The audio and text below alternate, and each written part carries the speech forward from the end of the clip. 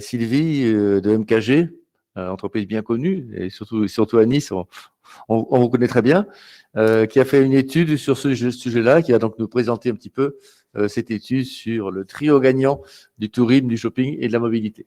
Exactement, puisque notamment l'année passée nous a beaucoup appris en termes de mobilité, même si on savait déjà que c'était l'un des nerfs de la guerre du tourisme. Donc là, on va revenir sur des choses un petit peu macro dans un premier temps, puis après revenir faire des choses plus concrètes sur le shopping.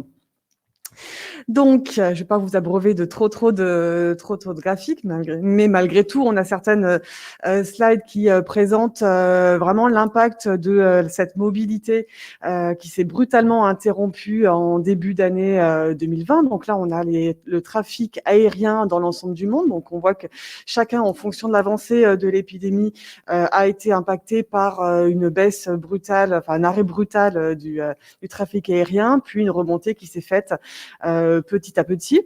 Donc ce trafic aérien, il a été majeur dans l'évolution des flux touristiques internationaux.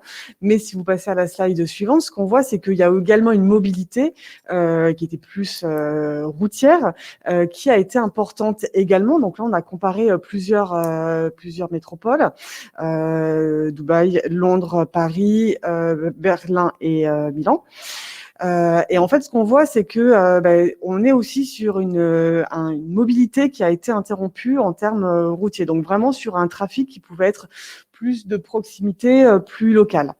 Et ce qui est intéressant de voir également, donc, c'est que sur cette même période, en fait, on a ces périodes correspondent à, de manière assez exacte, au taux de fermeture des hôtels, qui était vraiment complet pendant la période, en tout cas, si on prend uniquement la France, la période de confinement, donc entre mi-mars et mi-mai, et qui ensuite a recommencé à évoluer vraiment en parallèle avec le retour de cette mobilité routière, avec des taux d'ouverture qui étaient de l'ordre de 40% au mois de juin et qui ensuite ont explosé au mois d'août enfin de juillet et août, avec vraiment un tourisme de proximité, et qui ont redescendu ensuite. Donc effectivement, donc quand on regarde les performances, l'évolution du chiffre d'affaires hôtelier par pays en 2020, donc on a des pays qui ont été très affectés. La France et l'Allemagne ont été parmi les moins affectés en Europe. Donc on se console un petit peu comme on peut, même si ça a été très dur pour tout le monde. Et si on passe à la slide suivante, ce qu'on peut voir surtout, c'est que finalement, ce qui a été moteur du secteur en 2020, c'est cette clientèle domestique. Et plus on avait une part de clientèle domestique importante, donc on retrouve notamment la France et l'Allemagne qui avaient cette clientèle très importante, parce que à la fois on a une clientèle d'affaires, notamment de PME qui ont été très actives pendant l'ensemble de la période. C'était un peu plus difficile sur une clientèle de grands comptes et bien entendu sur du tourisme d'affaires, mais pendant l'été, on a également une clientèle de loisirs qui a été très présente. À l'inverse, quand on prend des pays comme l'Espagne, comme la Grèce, comme l'Italie ou le Portugal, ont vraiment été très affectés par cette baisse de clientèle internationale. Et c'est aussi pour ça que la Grèce aujourd'hui communique presque avant toutes les autres sur un redémarrage de son activité touristique. Alors, ce qui est important de voir, c'est que finalement, on a un potentiel de gain d'activité sur une période qui va être très courte dans l'année, puisque qu'on soit sur un littoral ou qu'on soit en montagne, finalement, on a 4 mois de forte activité, donc pendant laquelle la destination doit être le plus attractive possible, donc accessible, mais également avec des sites touristiques, une offre hôtelière qui soit adaptée, et puis du commerce également, puisque c'est vraiment entré dans les mœurs en termes de dynamique d'une destination. Si on regarde vraiment de nouveau sur ces axes de mobilité, ce qui est important de voir, c'est comment les établissements ont été affectés en fonction de leur proximité par rapport à un aéroport, un centre-ville, des gares ou une autoroute. Alors, l'hôtellerie haut de gamme, donc vous le voyez en rose, a été forcément la plus impactée puisqu'elle n'a pas de clientèle internationale, malgré tout. Alors, ce qu'on peut voir, c'est que les clientèles l'activité à proximité des centres-villes, mais également routière ou ferroviaire, a été moins impactée par rapport à l'aérien notamment. Ce qu'on peut voir, par exemple, un regain au contraire sur le train, c'est que comme aujourd'hui il y a moins de trains, certains hôteliers nous disent qu'effectivement ils ont une clientèle supplémentaire qui ne peut pas faire un aller-retour dans la journée comme ils pouvaient le faire auparavant. Donc on peut avoir quelques opportunités.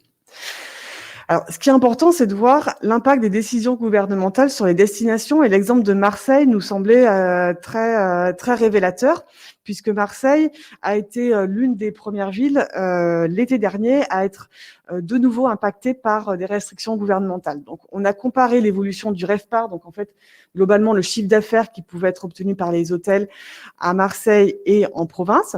Et ce qu'on voit, c'est que finalement, l'activité marseillaise qui est en rouge était vraiment nettement plus élevée que celle de l'ensemble de la province jusqu'à la fin août. À partir du mi-août, il a commencé à y avoir des annonces disant que les bars seraient fermés plus tôt, qu'il y aurait un couvre-feu et que les restaurants seraient fermés plus tôt également. Et tout de suite, on voit que l'activité a baissé jusqu'à lorsque ça a été mis vraiment en application, donc à partir du 26 août, à avoir une baisse vraiment de la fréquentation et une activité qui était beaucoup moins importante qu'on a pu l'observer dans le reste de la France et notamment des autres zones touristiques, et qui s'est poursuivie, y compris au mois de septembre, alors qu'on était sur une activité un petit peu plus normale. Alors, ce qui est important de comprendre, et c'est ce qui a été dit dans l'ensemble de cet après-midi, c'est qu'aujourd'hui, le touriste, il est très varié, il recherche beaucoup de choses. Il peut, dans une même journée, travailler, avoir des envies d'apprentissage, de culture, pour vouloir se reposer, se détendre. Et en fait, c'est à toutes ces attentes qu'il faut satisfaire aujourd'hui avec une offre qui soit complète. Et c'est ce que les destinations cherchent de plus en plus à avoir, et c'est ce que notamment nous indiquait M. Chevillon et Chex en début de séance. Et donc, le tourisme, effectivement, le shopping est un élément qui est vraiment intégré dans l'offre touristique d'une destination de plus en plus tôt, puisque on a des offres qui se structurent, y compris au niveau des gares, des aéroports, qui deviennent vraiment des centres commerciaux avec des parcours de visite qui sont intéressants. Nice a commencé à refaire son offre comme ça, Toulouse également, et puis on a des gares qui le sont de plus en plus. Les principaux enjeux pour nous, ça va être la mixité, c'est-à-dire ce qui est important, mais c'est ce que vous disiez notamment, c'est d'avoir une offre qui soit pas dédiée à une clientèle touristique déconnectée de la population locale, puisque aujourd'hui les touristes recherchent à vivre comme des locaux et la population locale ne souhaite plus avoir des lieux qui soient vraiment dédiés aux touristes. De la même manière, pas de distinction entre les étrangers et les Français dans l'offre qui est proposée. Ce qui est important également, c'est la diversité des produits. On n'est plus sur les souvenirs basiques et autres, mais vraiment des produits de qualité qui sont importants. La recherche d'un produit local et d'une expérience locale est également un élément qui est très important, notamment tout ce qui est circuit court, les offres exclusives également, les produits qui ne sont trouvés que dans la destination. On a tous en tête des t-shirts à Broc Café de chacune des destinations, mais c'est aujourd'hui aussi un moyen de faire venir les touristes par ce biais avec un peu une urgence de visite. Ces éléments de déstandardisation qui sont importants, c'est-à-dire pouvoir s'adapter à la destination, et puis tout ce qui peut être événementiel, là encore de nouveau sur cette urgence, avec tout ce qui peut être pop-up store, des nouveaux concepts temporaires qui peuvent être créés. Il y a un élément qui est le service, comme vous le disiez, est également important. On parlait de maîtrise des langues. Tout ce qui est horaire et jour d'ouverture, c'est également très important. C'est compliqué d'être une destination de salon, d'affaires, et puis une fois que les gens sortent de leur journée d'exposition ou journée de salon, voir les commerces fermés, en fait, c'est juste une occasion manquée quelque part. Et puis, comme vous le disiez, tout ce qui est parcours de shopping, et notamment par le digital, les apps, etc., qui peuvent être développés, qui facilitent le service et cette adéquation avec cette clientèle. Donc, on voit, au-delà de toutes les apps qui peuvent être proposées, c'est aussi des choses qui sont de plus en plus organisées par les offices du tourisme et par les structures locales. Mais on voit que Airbnb, par exemple, c'est aussi saisi du sujet avec des expériences, y compris commerciales, qui sont proposées sur leur site.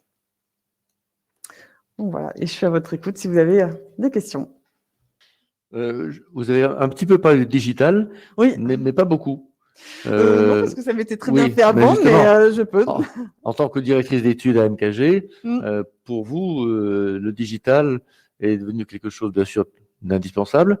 Mm. Mais qu'est-ce que vous avez vu arriver comme innovant et important au niveau du digital, de votre côté?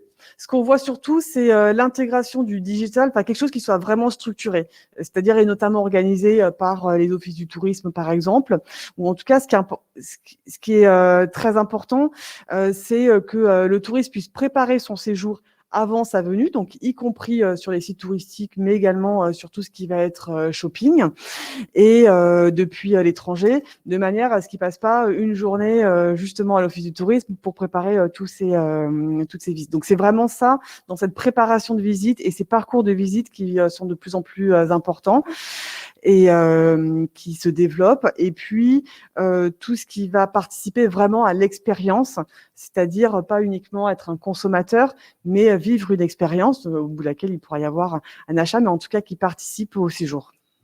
Est-ce que pour vous, il y a un pays qui est un petit peu leader dans ces idées expérientielles et autres? C'est toujours intéressant de se benchmarker par rapport à d'autres pays, que ce soit le pays lui-même ou le type de touristes qui viennent, parce que ça peut être différent. Je dirais que le Royaume-Uni est toujours un petit peu en avance sur ce sujet. Après, vous avez des pays asiatiques aussi qui sont très en avance puisqu'ils ont cette notion de digital qui est beaucoup plus importante. Mais on voit aussi un rattrapage de toute façon sur la France avec vraiment cette parfaite intégration du tourisme et du shopping qui ne sont plus déconnectés et puis des services qui peuvent être adaptés aussi bien à une population locale qu'à une population touristique.